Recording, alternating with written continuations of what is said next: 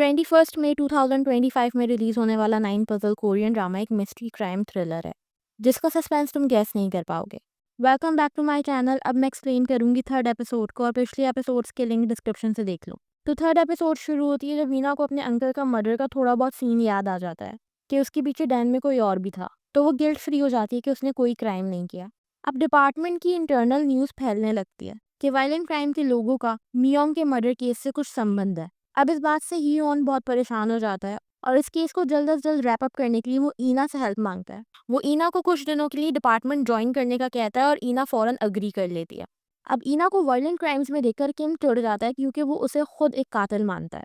फिर वो आकर उससे बात करती है और उसे बताती है कि उसे याद आ गया कि उस दिन डैन में कोई और भी था। मगर किम हंसकर मजाक बनाता है कि 10 साल बाद तुम्हें अचानक से याद आ गया। और वो उसकी पूरी बात एज यूजुअल नहीं सुनता, बल्कि वो जाकर हियोन से बात करता है कि ईना खुद एक मर्डरर है और वो डिपार्टमेंट में होना डिजर्व नहीं करती। मगर हियोन को जल्द से जल्द केस खत्म करना है, इसलिए वो ईना को नहीं हटाता और किम को वापस भेज देता है।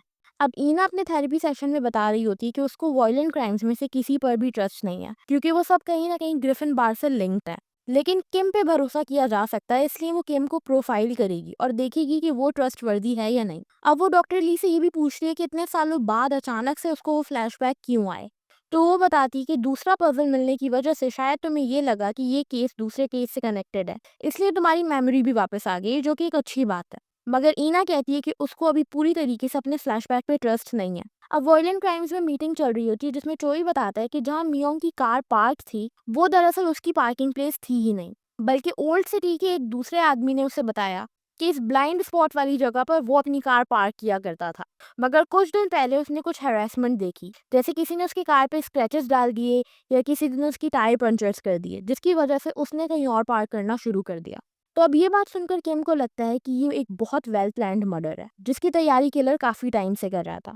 अब ईना डिपार्टमेंट में आकर सबसे पहले किम की डेस्क देखती है जहाँ पेपर रोजेस बने रखे होते हैं, जो किम की आदत थी। तो वो उसकी सॉफ्ट साइड नोटिस करती है। अब किम दोबारा पार्किंग की एंट्रेंस की सीसीटीवी देखता है और जूम और ब्राइटन अप करके उन पिक्चर्स को ज्यादा नोटिस करता है। तो वो देखता है कि किलर ऑलरेडी रोप से मियोंग की गर्दन दबा रहा था जब उसने बिल्डिंग में एंट्री ली थी और मियोंग का चेहरा काफी डरा हुआ था। फिर वो मियोंग का बार से अपार्टमेंट तक का रास्ता देखता है।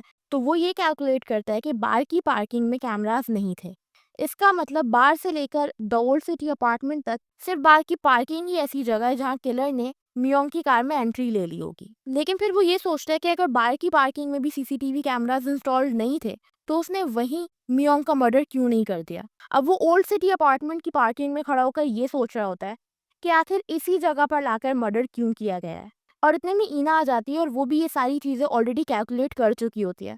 तो वो भी आकर बोलती है कि शायद तुम यही सोच रहे हो कि इसी बिल्डिंग की पार्किंग में मारने की क्या वजह हो सकती है। फिर वो फौरन किम की मॉम के घर जबरदस्ती चली जाती है, जो कि इसी बिल्डिंग में रहती है, और वहां पर लंच करती है क्योंकि एक्चुअली वो किम के बारे में उसकी मॉम से जानना चाहती है। लेकिन किम अपनी मॉम को कुछ भी बताने से मना कर देता है। तो वो अचानक किम में रोमांटिक इंटरेस्ट शो करती है और पूछती है कि क्या किम उससे पहले भी किसी लड़की को अपने घर लंच के लिए लेके आया है। तो उसकी मॉम बताती हैं कि नहीं, वो कभी किसी गर्लफ्रेंड को तो नहीं लेके आया, लेकिन एक दफा वो एक स्कूल फ्रेंड को लेकर आया था कड़ी खिलाने के लिए, और उसने कहा था कि मेरी मॉम बहुत अच्छी कड़ी बनाती हैं। ये लाइन सुनकर ईना को फील होता है कि किम की पर्सनालिटी नहीं है इस तरह की बात बोलना, इसलिए शायद उसने झूठ बोला था। और वो बाहर निकलकर किम से पूछती है कि तुम किस दोस्त को लेके आए थे, जिसपे वो बताता है कि वो लड़का बीमार था और मैं उसे प्रोटेक्ट करने के लिए कुछ देर के लिए अपने घर लाया था। तो ईना को ये बात सुनकर यकीन हो जाता है कि किम एक अच्छा इंसान है, इसलिए वो अब उसकी तरफ दोस्ती का हाथ बढ़ाती है और कहती है कि तुम भी मुझे प्रोफाइल कर लो ताकि तुम्हारा भी शक दूर हो जाए कि मैंने भी कोई मर्डर नहीं किया है और हम दोनों साथ में केस सॉल्व कर सकें। अब किम डिपार्टमेंट में रोप वाली सीसीटीवी दिखाता है तो वो सब लोग उससे इम्प्रेस हो जाते हैं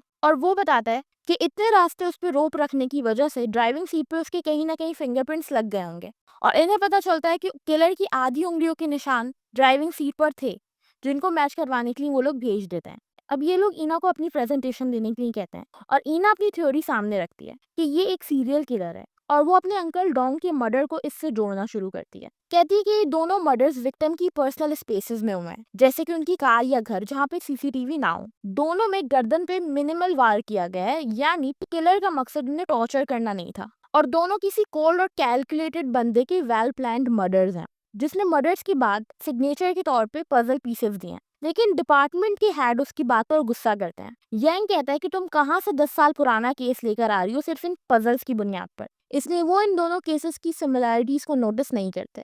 इसके बाद सर्जेंट नाम को दिखाते हैं, जिस बेचारी को मियोंग का गिल्ट होता जा रहा है कि काश वो उस दिन वहाँ होती और मियोंग को बचा लेती, इसलिए वो भी थेरेपी लेने के लिए ईना वाले क्लिनिक में आई है।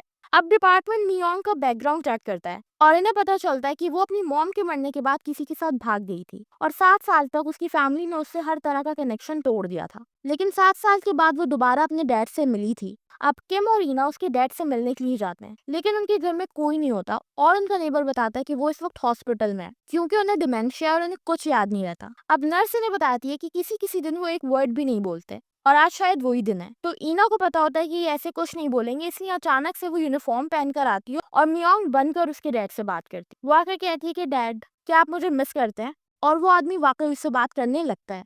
फिर किम नर्स से अलग से जाकर पूछता है कि इनको 2 मंथ्स हुए हैं एडमिट किए हुए, तो कौन इनको यहाँ लेके आया था? और फिर वो नर्स से उनकी कजन का एड्रेस लेकर निकल जाता है। अब ईना उसके डैड से बातें करती है और किम उसके अंकल के पास चला जाता है और इन दोनों को एक ही बातें पता चलती हैं कि मियोंग 7 साल बाद किसी लड़के के साथ वापस आई थी, जो लड़का उसके डैड को पसंद नहीं था। और जब वो वापस आई तो वो पूरी तरह से चेंज हो गई थी। लेकिन इन दोनों को समझ में नहीं आता कि किस चेंज की बात की जा रही है। वापसी पे ईना मियोंग के डैड के बारे में सोचकर सैड हो रही होती है और वो किम से कहती है कि क्या उन्हें बाद में पता चलेगा कि मेरी बेटी मर गई तो उन्हें कम दुख होगा, या उनको अभी पता चल जाए तो कम दुख होगा? जिस पे किम कहता है कि दुख दोनों सूरतों में बराबर ही होगा। अब ये दोनों मियोंग के डैड के घर जाते हैं और वहाँ पर तलाशी लेने पे इन दोनों को मियोंग की एक डायरी मिलती है जिसमें पासपोर्ट साइज मियोंग की अपनी और उसके बॉयफ्रेंड की फोटो होती है। तो किम ये फोटो लेके ग्रिफिन बार की मैनेजर को दिखाता है और वो बताती है कि हाँ, वो इसको पहचानती है, इसका नाम कैंग चिमोक है। वो कहती है कि वो इस आदमी को नहीं भूल सकती क्योंकि ये 2 दफा मियोंग से मिला है। पहली दफा तो इन्होंने अच्छे से बात की थी, लेकिन दूसरी दफा उसने एक सीन क्रिएट कर दिया था और चिल्लाना शुरू कर दिया था कि तुम मेरे पैसे लेकर भाग गई हो और तुमने ये बार मेरे ही पैसों से बनाया है। वो कहती है कि चिमोक एक गुस्से वाला बदतमीज आदमी है और इसके साथ वो उसके रेस्टोरेंट का एक कार्ड भी किम को दे देती है। दूसरी तरफ ईना अपनी थेरेपिस्ट से रात में बार में मिलकर बातें कर रही होती है और वो उससे पूछती है कि लोग चेंज किन वजहों से हो सकते हैं, जिसपे उसकी थेरेपिस्ट ऐसे ही फिलोसॉफिकल बातें कर देती है। फिर इस एपिसोड के लास्ट में दिखाते हैं कि वायलेंट क्राइम्स की टीम टिमोक के रेस्टोरेंट पहुंचती है, लेकिन वो वहां पर नहीं होता, मतलब टिमोक इस वक्त मिसिंग है। फिर आखिरी सीन में दिखाते हैं कि एक नदी में एक रेड कलर का सूटकेस तैर रहा है और इसी के साथ एपिसोड खत्म हो जाती है। नेक्स्ट एपिसोड के लिए पिन कमेंट देख लो और बाकी सारी एपिसोड टाइम पे सुनने के लिए जल्दी से चैनल को सब्सक्राइब कर दो।